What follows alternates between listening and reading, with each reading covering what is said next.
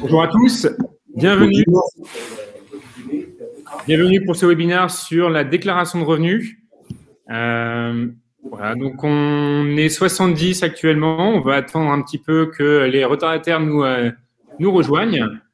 Le webinaire va se dérouler de la manière suivante. D'abord une présentation d'une grosse demi-heure sur les nouveautés de 2020, également les niches fiscales à ne pas oublier, à ne plus oublier, on a encore vu trop d'erreurs cette année. On terminera sur les bonnes pratiques, les astuces pour vraiment ne pas remplir, ne rien omettre, ne pas faire d'erreurs. Et enfin, on terminera sur une phase de questions-réponses. Donc, tout au long de ce webinaire, n'hésitez surtout pas à poser des questions dans la partie questions sur votre droite, sur la droite de la caméra de la présentation. N'hésitez pas également à noter les questions qui vous semblent le plus pertinentes. Comme ça sera une indication pour nous d'y revenir par la suite un petit peu plus dans le détail. Voilà. On vous posera également quelques sondages au fur et à mesure du webinaire pour justement vous poser des questions en grand nombre, notamment sur les horaires qui vous conviendraient le mieux pour ce type de webinaire. Voilà. Il est 15h01. Je vous donner encore une marge de manœuvre de 30 secondes pour les très grands retardataires.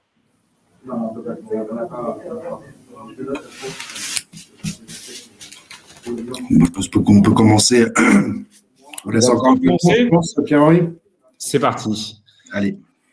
Alors, les intervenants, Martin. Donc, bonjour à tous, Martin Corté. Donc, je suis ingénieur patrimonial chez Tacotax et je suis en charge de la campagne de déclaration de revenus 2020 à faire en 2021. Et ici, chez Tacotax, je suis un ancien avocat fiscaliste et donc, voilà, je suis spécialiste des questions de fiscalité personnelle. Et on va présenter aujourd'hui ce webinaire avec mon éminent collègue Pierre-Henri, qui va se présenter aussi. Merci Martin. Pour ma part, je m'occupe de la partie fiscale et produits chez Tacotax, qui consiste à concevoir des outils, des simulateurs qui vont simplifier la fiscalité, simplifier des mécanismes fiscaux. Voilà, nous sommes amenés à travailler régulièrement ensemble avec Martin. Chose que nous faisons également aujourd'hui pour vous parler de déclaration de revenus, pour nous parler de justement de faire cette présentation. Donc, comme je vous le disais en préambule, tout d'abord, parler des nouveautés de 2020, des 5 avantages fiscaux qu'on aimerait bien ne plus voir, ne plus voir oublier, les bonnes pratiques et astuces, et enfin, la session de questions-réponses. Sans plus attendre, passons aux nouveautés de 2020. Alors, les principales nouveautés de 2020, donc il y en a de deux types. Déjà, dans le contexte sanitaire très particulier qu'on a eu l'année dernière, l'État a proposé quelques aménagements et coups de pouce en matière fiscale. Notamment, on a un coup de pouce pour les heures supplémentaires et complémentaires, puisque depuis le 1er janvier 2019, donc, il y a une exonération des heures supplémentaires et complémentaires dans une limite de 5 000 € de salaire net imposable. Coup de pouce supplémentaire pendant la période de l'état d'urgence sanitaire l'année dernière, donc entre le 16 mars 2020 et le 10 juillet 2020, les heures supplémentaires et complémentaires qui ont été payées à ce moment-là sont exonérées dans une limite de 7 500 €. Donc, on gagne 2 500 € d'exonération de salaire net imposable. Par ailleurs, pour les indépendants, donc les professions libérales, les auto-entrepreneurs, les commerçants, les aides qui ont été versées par le Fonds de solidarité sont également exonérées d'impôt sur le revenu. Et enfin, la mise en place du chômage partiel, donc l'État qui a pris en charge 84% du salaire net des salariés. Ce chômage partiel, donc ces salaires qui sont perçus par l'État directement, sont imposables dans les conditions de droit commun. Et en revanche, la prime Macron, donc, qui pouvait aller jusqu'à 1 000 €, voire 1 500 € dans certaines entreprises, est également exonérée d'impôt sur le revenu et ne doit pas apparaître dans la case 1AJ de la déclaration, qui est la case pré-remplie des salaires imposables. Très bien.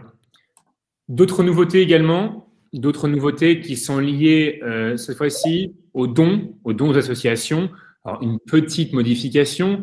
Auparavant, le plafond était autour de 500 €. Il a été relevé à 1 000 €. Donc, ça veut dire que toutes les sommes que vous versez aux associations d'aide aux personnes en difficulté et également aux associations d'aide aux victimes de violences conjugales, eh bien, donneront lieu à une réduction d'impôt de 75% jusqu'à 1 000 euros. Concrètement, vous n'avez rien à faire. L'État, l'administration fiscale calcule automatiquement si la somme dépasse ces 1 000 euros, et la somme qui dépasse ces 1 000 euros donne droit à une réduction d'impôt de 66%. Une autre nouveauté qui concerne les opérations des crypto-monnaies, actualité encore une fois très importante ces derniers jours. Donc, deux choses. La première, si vous possédez des comptes de crypto-monnaies à l'étranger, ce qui est la plupart du temps le cas, avec des applications sur le smartphone, dans ces cas-là, vous devez déclarer ce compte bancaire détenu à l'étranger sur le formulaire 3916 bis. Alors, le 3916 existait déjà pour les comptes bancaires détenus à l'étranger. Eh bien, il y a un bis désormais pour les comptes de monnaie uniquement. Une deuxième nouveauté, c'est le formulaire 2086. À partir du moment où vous avez réalisé une plus ou une moins-value d'actifs numériques, donc de crypto-monnaies, pour un échange volume de 305 euros, alors vous devez déclarer ce formulaire 2086. Alors, petite précision sur le formulaire 2086 pour la détermination des plus ou moins-values de cession d'actifs numériques.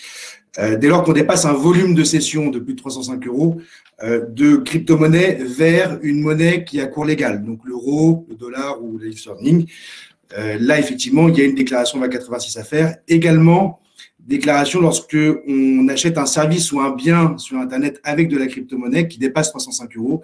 Ça donne lieu également à l'établissement d'une déclaration 2086 pour déterminer la plus-value. En revanche, les opérations d'échange entre crypto-monnaies sont des opérations en sursis d'imposition et n'ont pas à être déclarées à l'administration fiscale. Voilà pour les nouveautés 2020, et notamment pour les nouveautés sur les crypto-monnaies. On pourra revenir à nouveau dans le détail si besoin à la fin de la présentation. Dans les questions-réponses. Passons maintenant du coup aux avantages fiscaux à ne plus oublier. On aimerait vraiment beaucoup ne plus les voir chaque année, mais chaque année on les revoit. Donc, ça nous a paru très important de refaire un tour dessus. Alors, pour commencer, le premier avantage fiscal qui des fois est oublié par les contribuables, ce sont les dons aux associations. Les Français sont très généreux et versent énormément de dons aux associations tous les ans. Notamment, là, sur 2019, il y a 4,5 milliards d'euros qui ont été donnés aux associations, mais il n'y a que 2,5 milliards qui ont été déclarés sur les déclarations de revenus pour pouvoir bénéficier de réduction et de crédit d'impôt. Ce qui représente quand même 550 millions d'euros qui n'ont pas été réclamés à l'administration fiscale, ce qui représente environ 40 euros par foyer fiscal. Donc, c'est énorme. Donc, on a deux grands types de dons qui donnent droit à une réduction d'impôt. Donc, le premier, c'est les dons qui ouvrent droit à une réduction d'impôt de 75% dans une limite de 1 000 euros de dons qui doit être remplie case 7 UD de la déclaration 2042. Alors, il y a deux types d'associations qui peuvent bénéficier de cette réduction d'impôt. Ce sont les dons aux organismes d'aide aux personnes en difficulté, donc les organismes qui fournissent gratuitement des repas, des soins médicaux qui favorisent l'accès au logement. Et une nouveauté de cette année, c'est les dons aux associations et aux organismes qui viennent en aide aux victimes de violences conjugales. Donc, dans une limite de 1 000 euros par an, vous pouvez donner à ces associations et vous bénéficierez d'une réduction d'impôt de 75% du montant du don, donc jusqu'à 750 euros. Quand on dépasse les 1 000 euros, le don qui va dépasser les 1 000 euros va automatiquement basculer dans les dons qui ouvrent droit à une réduction d'impôt de 66%, donc celle du dessous. Donc 66% dans une limite de 20% du revenu imposable, qui doit être rempli qu'à 7 UF de la déclaration 2042 et qui va concerner les organismes suivants, donc l'ensemble des associations, les dons aux œuvres et organismes d'intérêt général, les dons aux candidats à certaines élections et les cotisations aux groupements et partis politiques. Cotisations aux groupements et partis politiques qui, en case 7 UH de la déclaration 2042, RICI, il faut faire attention, c'est un autre formulaire, RICI pour réduction d'impôt et crédit d'impôt. Alors, on rappelle également que ces réductions d'impôt ne sont pas prises en compte pour le calcul du plafonnement des avantages fiscaux. Les contribuables français peuvent obtenir des avantages fiscaux dans une limite de 10 000 euros par an et les réductions d'impôt pour les dons ne sont pas prises en compte pour le calcul de ce plafond-là. Donc voilà pour les dons. Maintenant, passons aux frais de scolarité. Ça peut paraître trivial également sur ce point. Maintenant, il existe 8 millions d'enfants scolarisés en France. Il n'y a que 4 millions qui sont déclarés sur la déclaration de revenus chaque année. Donc, ça fait un total de plus de 500 millions d'euros non réclamés. C'est considérable. Alors, on rappelle du coup rapidement le régime. En fonction du niveau de scolarité de votre enfant, vous le rendez donc au collège, au lycée ou dans l'enseignement secondaire, vous allez renseigner ce nombre d'enfants que vous avez dans différentes cases. La case 7EA pour un enfant au collège, la case 7EC pour un enfant au lycée et la case 7EF pour un enfant dans l'enseignement secondaire. Alors, attention, il s'agit du formulaire 2042 RICI, donc comme réduction d'impôt, crédit d'impôt. Donc voilà, il ne s'agira pas, vous ne pourrez pas justement remplir ce nombre d'enfants sur le formulaire principal. Donc, attention à cette petite subtilité. Là, à nouveau, cette réduction d'impôt n'est pas prise en compte pour le calcul du plafonnement des avantages fiscaux. Ensuite, concernant le CITE, donc le crédit d'impôt pour la transition énergétique, qui est amené à disparaître puisqu'il va s'arrêter cette année. Donc, c'est les crédits d'impôt en faveur de la transition énergétique des résidences principales. Donc, ça a déclaré sur le formulaire 2042 RICI et ces dépenses donnent droit à un crédit d'impôt entre 15 et 30% du montant de l'investissement selon le matériel qui a été acheté. Alors, il s'agit ici d'un crédit d'impôt et non d'une réduction d'impôt. La différence avec la réduction d'impôt, c'est que le crédit d'impôt est une créance ouverte sur le trésor et que quand le crédit d'impôt est supérieur au montant de l'impôt dû, l'État va rembourser la différence. La subtilité par rapport à la réduction d'impôt, qui, quand elle est supérieure à l'impôt dû, ça s'arrête à zéro et le reliquat est soit reporté l'année suivante, soit il est perdu. Donc, pour 2020, donc pour les ménages aux revenus modestes, le CITE n'existe plus. Maintenant, c'est l'application de l'Aprime-Rénov', qui est donc une autre forme de coup de pouce pour la transition énergétique de l'habitation principale. Et donc, le CITE est prorogé en 2020 et 2021 pour les ménages aux revenus intermédiaires. Je ne vais pas rentrer dans le détail des revenus parce que c'est par nombre de parts du foyer fiscal, donc c'est un petit peu rébarbatif, mais on pourra vous fournir les liens sur la documentation si vous le désirez. Donc, les conditions pour obtenir le CITE, c'est que les travaux doivent être effectués dans la résidence principale, dont le contribuable est propriétaire. Ça aussi, c'est une nouveauté de cette année. Avant, les locataires pouvaient en bénéficier. Maintenant, ce n'est réservé qu'aux propriétaires et pour les résidences principales achevées depuis plus de 2 ans. Ensuite, les travaux effectués doivent être effectués par une entreprise qu'on appelle RGE, c'est-à-dire une entreprise RGE qui veut dire, j'ai oublié l'acronyme, qui est garant de l'environnement. Voilà, garant de l'environnement.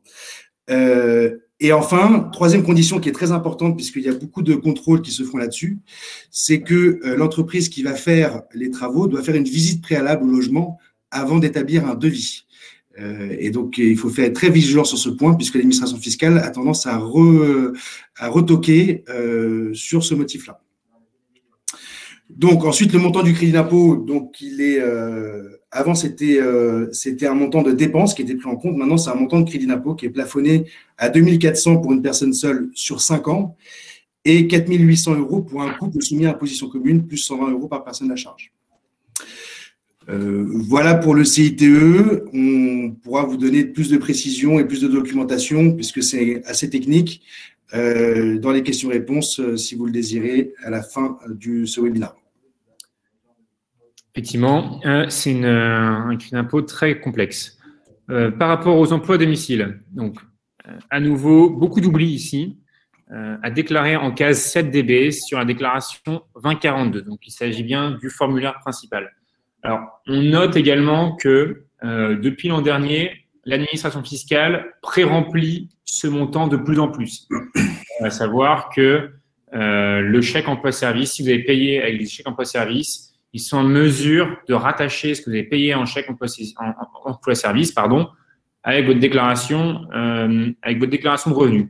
On note également qu'il y a beaucoup d'erreurs. Donc, surtout, même si vous avez des montants qui sont pré-remplis, il faut bien les vérifier et c'est plutôt, encore une fois, à la marge qu'ils sont pré-remplis. Ces dépenses, elles donnent droit à un crédit d'impôt de 50%. C'est très important, d'autant plus que le plafond est très élevé. 12 000 € plus majoré en suivant du nombre d'enfants, du nombre de parts qui s'ajoutent. Dans les types de services, on a les gardes d'enfants, évidemment, donc le ménage, le soutien scolaire, le jardinage, le bricolage, l'informatique. Alors attention, pour certains d'entre eux, notamment pour le jardinage, le bricolage et l'informatique, il y a des plafonds de dépenses intermédiaires à ne pas dépasser. Donc ça, pareil, il y a des petites subtilités ici, mais d'une manière générale, sinon tous les autres ne sont pas plafonnés. Le service doit avoir lieu, comme son nom l'indique, à domicile, sauf, et là c'est une grosse exception, toujours à cause du Covid, sauf pour les cours de soutien scolaire en ligne. En effet, à cause de la crise sanitaire, il y a eu de très nombreuses familles qui ont eu recours, qui ne pouvaient pas simplement faire du soutien scolaire à domicile, qui ont eu recours du coup à des partages d'écran comme nous font actuellement pour faire ce soutien scolaire. Donc, l'administration fiscale a considéré que pour ce type de soutien scolaire, il donnerait droit tout de même au crédit d'impôt pour emploi à domicile.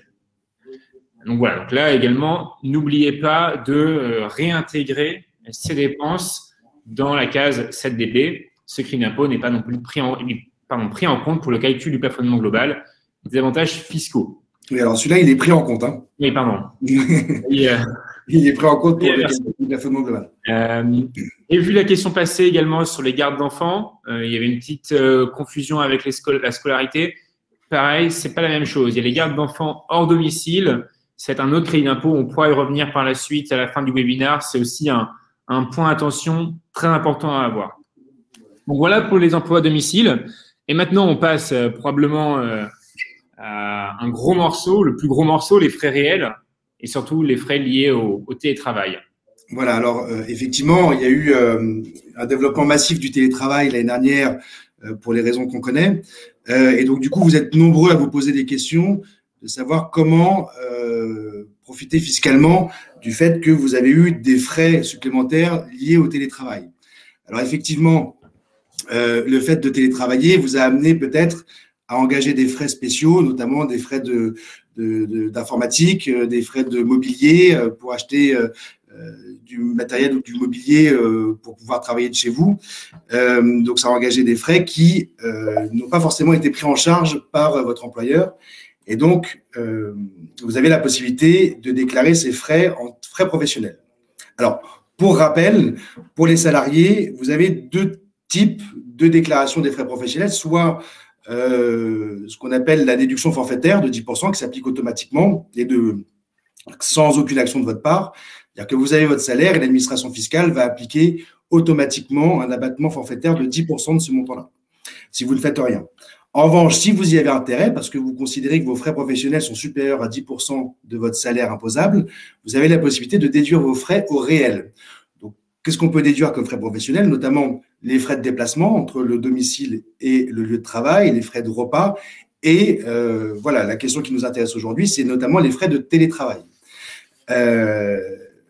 Donc, pour faire face à ces frais de télétravail, il est possible aussi que votre employeur vous ait versé une allocation qui a pu prendre plusieurs formes, notamment un remboursement de frais sur facture ou une prime forfaitaire. Et en fonction des situations, on va prendre en compte ou pas cette allocation qui sera imposable ou pas. Donc, première situation, c'est les frais liés au télétravail et sans aide de votre employeur. Donc, pareil, si vous n'optez pas pour les frais réels, à ce moment-là, vous n'avez pas la possibilité de déduire les frais liés au télétravail. En revanche, vous aurez la déduction forfaitaire de 10%. Si vous optez pour les frais réels, vous aurez la possibilité de déduire forfaitairement les frais professionnels liés au télétravail à hauteur de 2,5 € par jour, soit 12,50 € par semaine ou 50 € par mois, dans une limite actuelle de 550 €. Donc, on voit bien que cette limite forfaitaire n'est pas très intéressante puisqu'elle ne va intéresser que les personnes qui vont gagner moins de 5 500 € de salaire par an, ce qui va concerner assez peu de personnes. Alors, quand on y a intérêt, ce qui sera en pratique toujours le cas, c'est de déduire pour le montant réel si c'est plus avantageux et qu'on peut justifier du montant de ses dépenses. Si vous ne pouvez pas justifier du montant des dépenses, effectivement, le forfait de 550 € sera adapté. Mais si vous avez plus, il faudra pouvoir les justifier donc sur facture. Donc ça, c'est la première situation. La deuxième situation, c'est la situation où vous avez engagé des frais de télétravail, mais vous avez perçu une aide de votre employeur. Donc, sans option pour le frais réel, l'allocation que vous avez perçue de votre employeur est exonérée d'impôt sur le revenu, elle n'est pas à déclarer, elle ne doit pas apparaître en case 1AJ, et en contrepartie, la déduction des frais professionnels n'est pas possible. En revanche, vous aurez en plus droit à la déduction forfaitaire des 10%. Si vous avez opté pour les frais réels, là, il y a une subtilité. L'allocation pour frais qui vous est donnée par votre employeur peut être exonérée, mais à ce moment-là, la déduction des frais de télétravail au réel est impossible.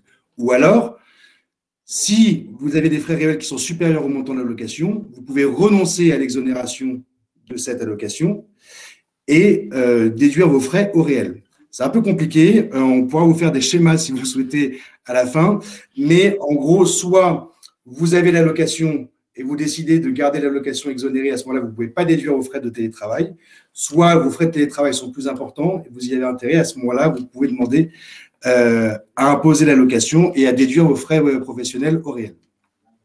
Les autres frais professionnels étant par ailleurs déductibles dans les conditions de droit commun. Voilà, donc ça, c'est une grosse nouveauté liée au télétravail qui implique évidemment beaucoup de complexité. Ça vaut le coup de faire des maths pour voir si c'est plus intéressant ou pas. Évidemment, on en parlait, Martin en parlait juste un petit peu avant, c'est par rapport aux frais classiques, les frais réels classiques, donc les frais de repas, les frais kilométriques pour les plus importants. Surtout également, n'oubliez pas de faire des calculs, de faire des simulations pour vérifier si c'est plus avantageux que l'abattement forfaitaire de 10%. Voilà. Bon, on a vu du coup les 5 erreurs, les 5 omissions, 5 avantages fiscaux à ne plus oublier. On va vous parler des bonnes pratiques et astuces. Alors, pour les bonnes pratiques, 2 choses.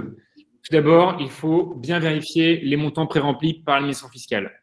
Il y a un ensemble de montants qui sont pré-remplis. Il y a les salaires, les revenus du capital mobilier, le prélèvement à la source, les acomptes d'hier.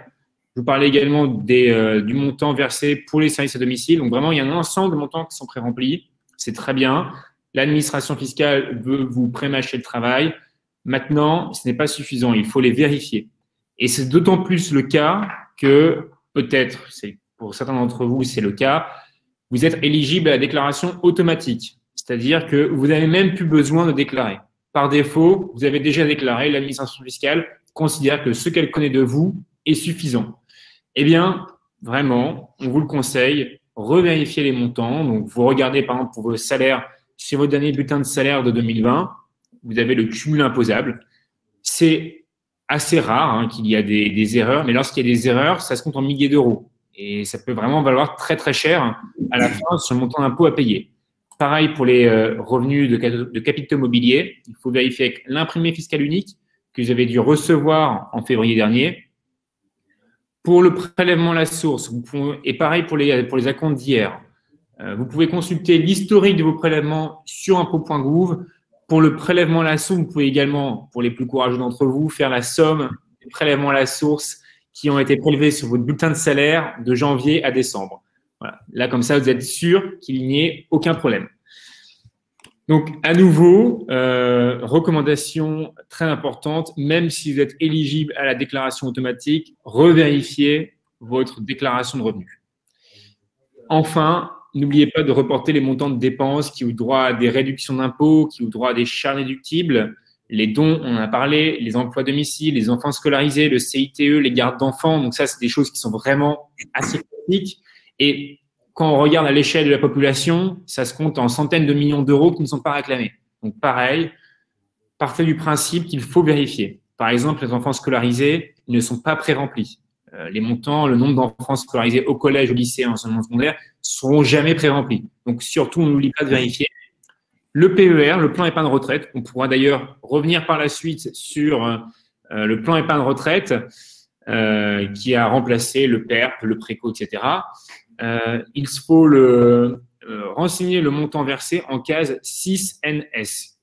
Une charge déductible, ça vient réduire votre montant de revenu imposable. Voilà, petite particularité sur le PER, puisque même si le montant que vous avez versé sur votre plan d'épargne retraite au cours de l'année 2020 apparaît effectivement et pré-rempli par l'administration fiscale, la demande de la déduction sur le revenu global n'est qu'une faculté qui vous est offerte. Vous n'êtes pas obligé de le faire.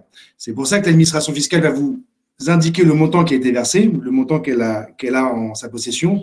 Mais si vous voulez demander la déduction, vous devez recopier ce montant-là en cas 6 NS. Si vous ne le faites pas, l'administration fiscale va considérer que vous refusez et que vous renoncez à la demande de déduction.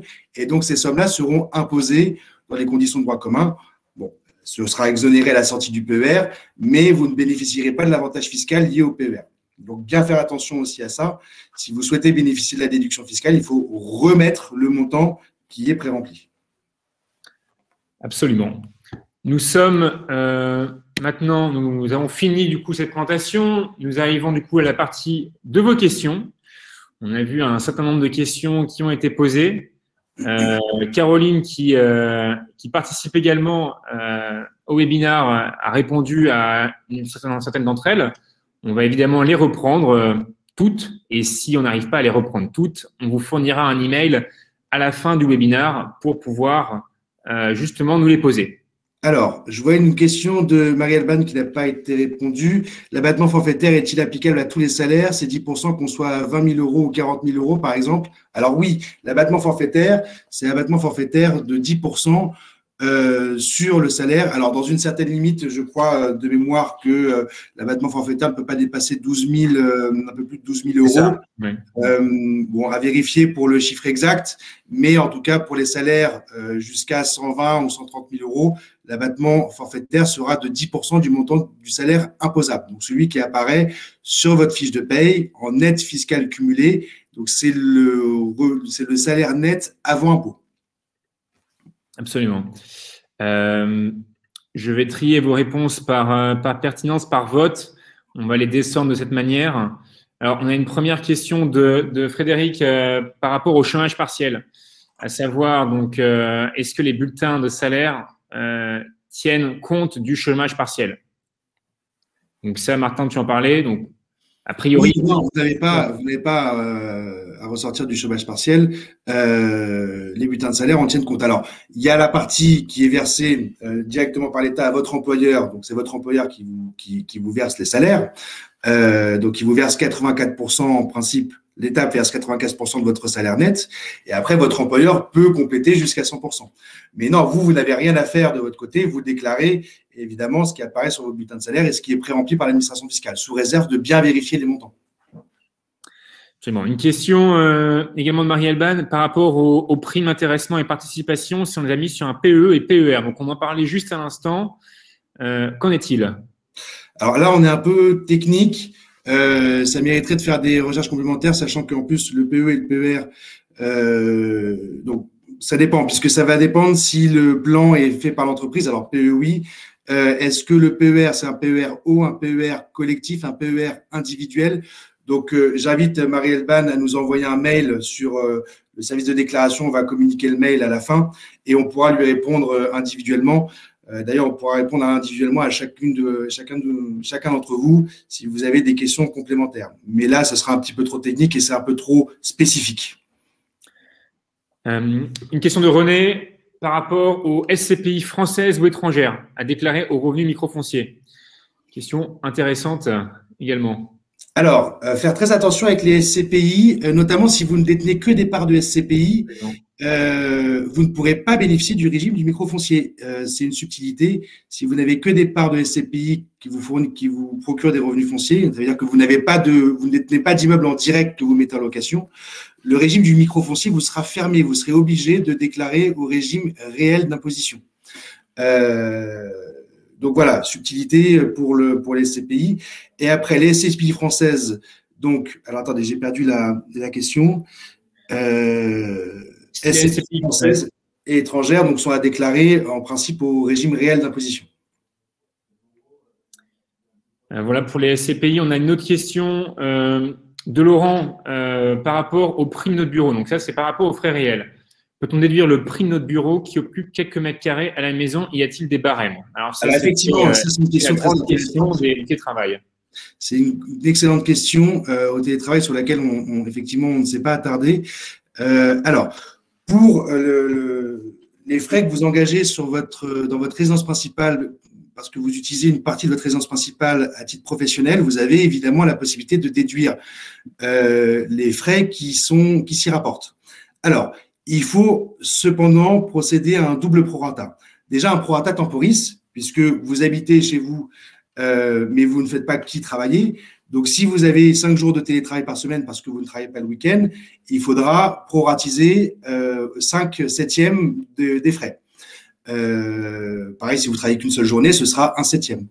Et pareil, il faut faire un deuxième prorata en fonction de la superficie qui est utilisée à titre professionnel. Alors, à titre de règle pratique, l'administration fiscale, pour éviter qu'il y ait quelque chose trop compliqué à faire, a considéré que dès lors que vous avez plus d'une pièce dans votre habitation, donc vous avez à partir de 2 pièces, elle considère que vous pouvez utiliser une pièce de votre logement, la superficie d'une pièce de votre logement. Donc, typiquement, si vous habitez un appartement qui fait 80 mètres carrés et que vous utilisez une pièce qui fait 10 mètres carrés pour travailler, vous pourrez déduire vos frais à hauteur de 1/8 de leur montant.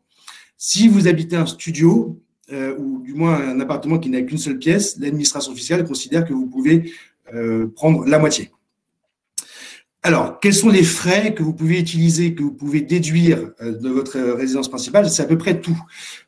Donc, si vous êtes propriétaire, vous pourrez déduire, sous réserve d'appliquer ce double prorata, le montant des intérêts d'emprunt.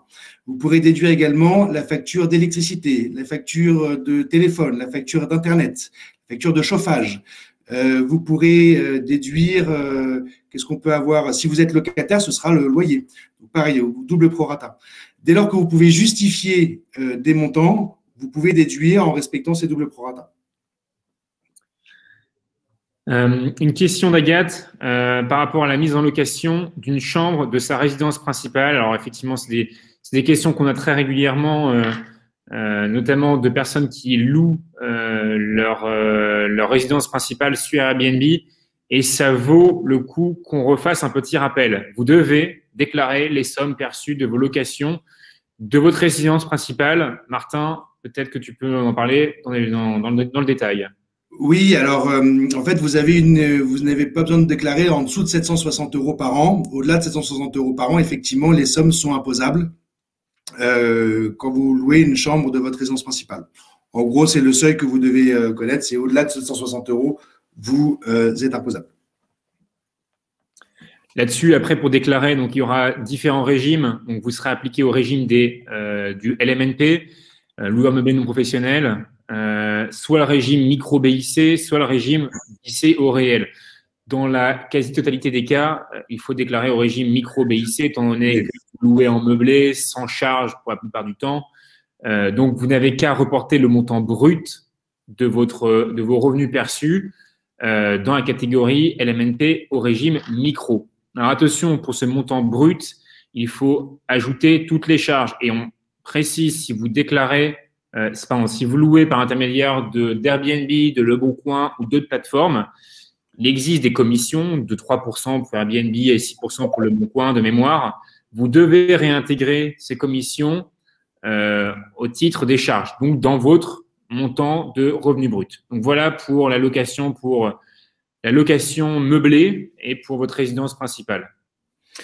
Pierre-Henri, je suis en train de regarder là. On n'a pas proposé le sondage pour les différents sondages qu'on a préparés. Oui. Est-ce que tu penses qu'on pourrait en soumettre un déjà avant de reprendre les questions-réponses? Oui, merci beaucoup pour le rappel. On va vous envoyer 2 sondages parce qu'on a beaucoup hésité sur les horaires et le jour pour faire ce webinaire. Donc, un premier sondage pour votre horaire de votre jour de prédilection, et un deuxième sondage pour l'horaire de prédilection, matinée, après-midi, en soirée. Ça nous serait très utile pour nous de savoir ce qui est le plus pertinent pour vous. Donc voilà, donc vous pourrez voir ces sondages dans l'onglet sondage et répondre aux questions directement. Alors, je prends là la question de Mélissa Gilly qui nous dit bonjour, c'est-à-dire qu'on ne déclare pas notre chômage partiel. Alors, si, le chômage partiel, le chômage partiel est déclarable comme des salaires, au même titre que les salaires. Le régime juridique est exactement le même et les sommes que vous avez perçues au titre du chômage partiel seront imposables dans les conditions de droit commun, comme si vous aviez perçu votre salaire normalement. Donc là, voilà, désolé pour la fausse joie, mais non, c'est imposable normalement. Ensuite, question de Julien concernant la déclaration des cryptos, comment faire et quelle est l'imposition. Alors, effectivement, on avait abordé le sujet, mais on n'a pas donné le montant de l'imposition. Alors, déclaration des crypto-monnaies, comme je l'avais dit, dès lors qu'on fait plus de 305 € de cession, donc vente de crypto-monnaies en monnaie qui a cours légal ou achat de services et de biens sur Internet, dès lors que ça dépasse 305 € de volume de cession dans l'année, il y a une imposition à faire sur la déclaration 2086 de détermination des plus ou moins values d'actifs numériques. Dès lors qu'on va générer une plus-value, cette plus-value sera imposée à la flat tax, c'est-à-dire qu'elle sera imposée à un taux forfaitaire de 30% qui est composé 12,8% d'impôt sur le revenu et 17,2% de prélèvements sociaux sans avoir la possibilité d'opter pour le barème progressif de l'impôt sur le revenu. Donc, les plus-values de crypto-monnaie, c'est 30% quoi qu'il arrive. J'avais vu cette question par rapport au service à domicile, par rapport au plafond. Je n'arrive pas à la retrouver, mais voici pour les plafonds à respecter. Pour le jardinage, les services à domicile sont plafonnés à 5 000 €. Pour le petit bricolage, à 500 €. Donc là, faites attention, c'est vraiment très faible. Et pour l'assistance informatique, c'est 3 000 €. Enfin, donc vous avez un plafond de 12 000 €, majoré de 1 500 par enfant à charge. Donc ça veut dire que si vous avez 2 enfants à charge, ça fait 12 000 plus 2 fois 1 500 €, donc 15 000 €. Sauf si vous déclarez pour la première fois, dans ces cas-là, le plafond passe de 12 000 à 15 000 € directement, plus les majorations. Donc voilà pour le plafond du service à domicile et des plafonds intermédiaires suivant le type de service à domicile. Ensuite, qu'est-ce qu'on a d'autre comme question? Alors, pour les frais, alors je vous vois Stéphane, pour les frais de scolarité, est-ce qu'il faut entrer le nombre d'enfants dans la case 7EF ou le montant forfaitaire? Alors, eh bien oui, c'est bien le nombre d'enfants. Le nombre d'enfants à renseigner, pas le montant forfaitaire. Et derrière, l'administration fiscale directement multipliera ce nombre d'enfants par la réduction d'impôt correspondant. Donc, par exemple, pour un enfant au collège, c'est 61 €. Au lycée, c'est 153 €. Voilà. Alors, je vois une question aussi de Gaël. Comment fait-on pour déclarer nos sessions crypto si on en a plus de 20? Là, malheureusement, il faut s'armer de patience et puis sortir la calculette. Pour l'instant, effectivement, les déclarations des crypto-monnaies, on est encore assez jeune. On en est encore au début. Donc, l'évolution de la pratique des crypto-monnaies avance plus vite que l'administration fiscale. Pour l'instant, les méthodes de calcul de plus-value de l'administration fiscale sont encore assez compliquées. Malheureusement, il n'y a pas vraiment de mystère. Vous pouvez vous faire aider d'un avocat fiscaliste pour faire cette déclaration qui nécessite quand même d'être très, très rigoureux. On va repartir sur les frais professionnels. Alors, Olivier nous pose la question, est-ce que les avantages en nature sont imposables? Par exemple, la fourniture d'une voiture en leasing. Tout à fait. Alors, c'est les avantages en nature sont compris dans le salaire imposable. D'ailleurs, ça apparaît sur votre bulletin de salaire. Cet avantage en nature est chiffré. Je vois également des questions liées aux gardes d'enfants. Alors, les gardes d'enfants de moins de 6 ans. Alors, effectivement, ça va être un autre crédit d'impôt. On ne l'a pas mentionné dans notre présentation, mais ça aurait pu en faire partie. Donc, les gardes d'enfants hors domicile, donc en dehors de votre domicile, pour les enfants de moins de 6 ans. Dans ces cas-là, c'est un crédit différent. C'est la case 7GA, pardon. Si je ne me trompe pas, tu confirmes bien, Martin? Pour les gardes d'enfants à domicile? Au domicile. Alors, les gardes d'enfants en dehors du domicile. en dehors du domicile de moins de 6 ans? Alors, les gardes d'enfants, le numéro de la case, je le connais 7GA, pas par cœur, mais on peut le retrouver. c'est bien 7GA. Voilà. Petit flottement sur le nombre des cases, on arrive parfois nous-mêmes à s'y perdre. En tout cas, pour les gardes d'enfants hors domicile, c'est un autre crédit d'impôt. C'est pas effectivement le service à domicile. Ça concerne les garderies, les crèches. La définition est quand même très large, hein. Donc, n'hésitez pas à demander à l'organisme d'accueil s'il donne droit à ce crédit d'impôt. Vraiment, c'est très important. Grosse différence avec le service à domicile, le plafond est bien plus faible. C'est 2 500 € par enfant. 2 300 € par enfant. 2 300 €, décidément, 2 300 € par enfant. Il donne un avantage fiscal maximum de 1 150 € par enfant.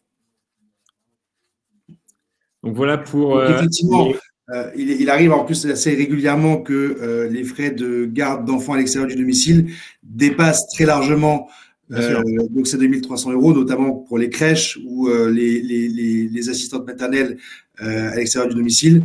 Donc voilà, petite astuce, si vous avez la possibilité de vous organiser comme ça, privilégiez la garde d'enfants à domicile, puisque là, le plafond est porté à 12 000 € pour le foyer fiscal, majoré de 1 500 € par enfant à charge dans une limite de 15 000 €. Donc on passe voilà, d'un plafond de dépenses de 2 300 à 13 500, voire 15 000 €. Ça n'a rien à voir. Et là, ça permettra justement de bénéficier de la réduction d'impôt dans sa totalité. Donc vraiment, n'hésitez pas, si vous pouvez, à le faire. Qu'est-ce que nous avons d'autre? Alors, Marie-Alban, à nouveau. Eh bien, écoutez, si on a un téléviseur dans le seul but d'utiliser Netflix sans les chaînes, doit-on quand même indiquer qu'on a un téléviseur? Malheureusement, oui. Ça fait couler beaucoup d'encre, mais oui, oui. Et je précise également, si vous avez une box et un vidéoprojecteur, alors vous devez également payer la contribution à l'audiovisuel public. En revanche, si vous n'avez ni télévision, ni vidéoprojecteur, donc uniquement ordinateur, eh bien, dans ces cas-là, ça fonctionne. Vous n'êtes pas obligé de payer cette contribution à l'audiovisuel public. C'est étrange, c'est vraiment bizarre, mais c'est comme ça. Et du coup, là, il faudra cocher, dans ce cas-là, la case 0RA, qui est tout au début de la déclaration en ligne. Absolument. Alors, rien à voir, enfin, pas rien à voir, mais une question qui n'est pas d'ordre fiscal, c'est par rapport à la présentation. Est-ce qu'elle sera disponible quelque part? Oui, on mettra à disposition à tous les participants de ce webinaire, du coup, cette vidéo. Vous pourrez du coup revoir la présentation et on va vous fournir également un email. On pourra vous envoyer la présentation par email si vous le souhaitez, sans aucun problème. Alors, qu'avons-nous d'autre? Alors, peut-on déduire, c'est une question intéressante aussi de Laurent Berthaud, peut-on déduire les montants versés sur un PER pour notre enfant?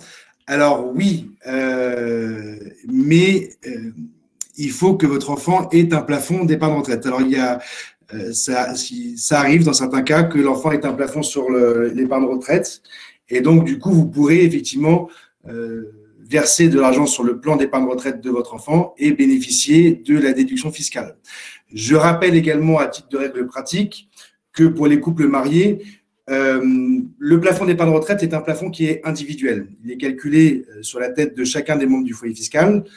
Mais si vous dépassez ce plafond-là, vous avez la possibilité, en cochant une case, alors j'ai plus le numéro de la case, mais c'est juste en dessous des déclarations CNS, vous avez la possibilité de bénéficier du plafond de votre conjoint.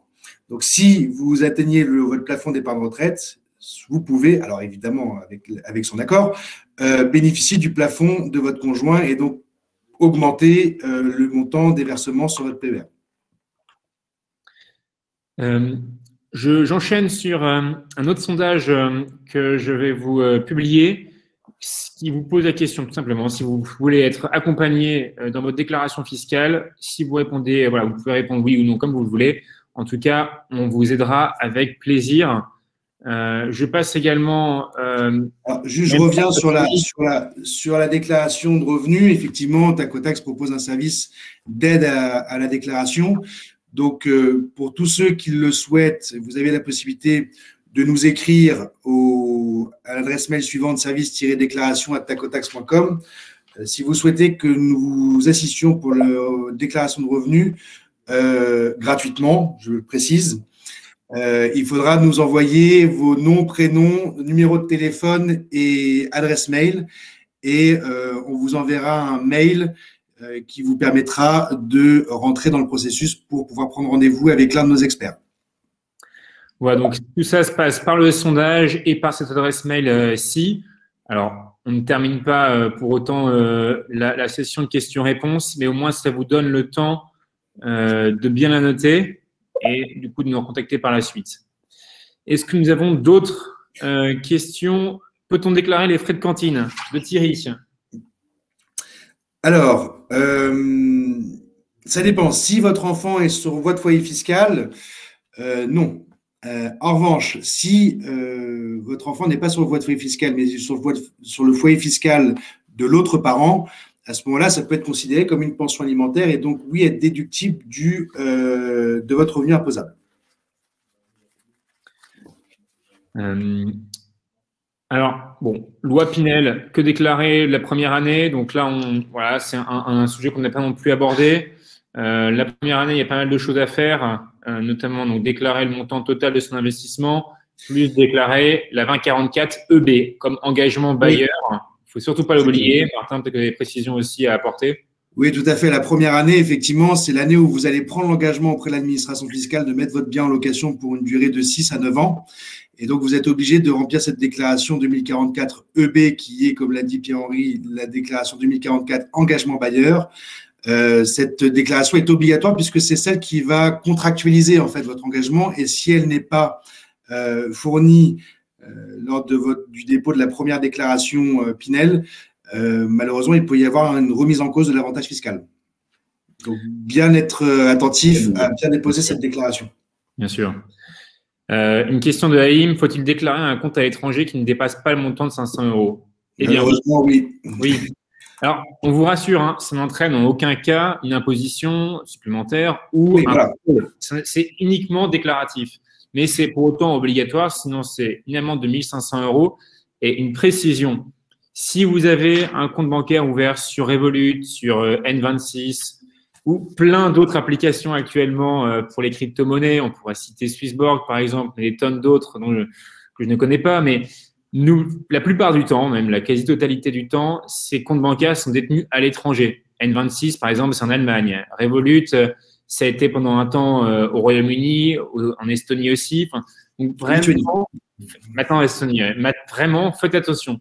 Si vous détenez de l'argent sur un compte bancaire à l'étranger et donc également grâce à une application de paiement en ligne, faites attention. Probablement que vous rentrez dans ce cas-là et il faut que vous déclarez le formulaire 3916. Et si vous détenez des crypto-monnaies, eh bien là, c'est le 3916 bis.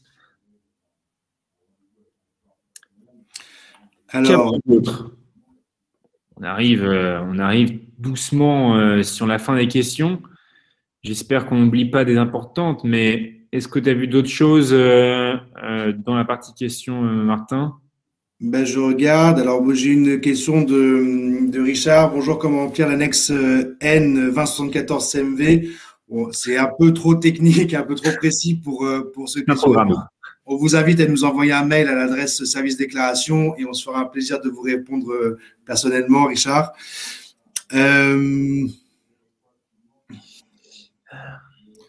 Ensuite, alors j'ai une question de Gaël. Comment calculer les heures supplémentaires à défiscaliser? Normalement, c'est pas à vous de le faire, c'est votre employeur qui le fait pour vous et qui le déclare directement à l'administration fiscale. Donc, sur votre déclaration, en principe, si vous avez eu des heures complémentaires ou supplémentaires défiscalisées, elles doivent apparaître en case 1GH de votre déclaration de revenus et ne doivent surtout pas apparaître en case 1AJ qui est le montant imposable. Donc, s'il y a un doute ou si vous savez que vous avez des heures supplémentaires et que ça n'apparaît pas sur votre déclaration pré-remplie, n'hésitez pas à aller voir votre employeur, le service paye de votre employeur pour avoir des explications et avoir le détail des comptes.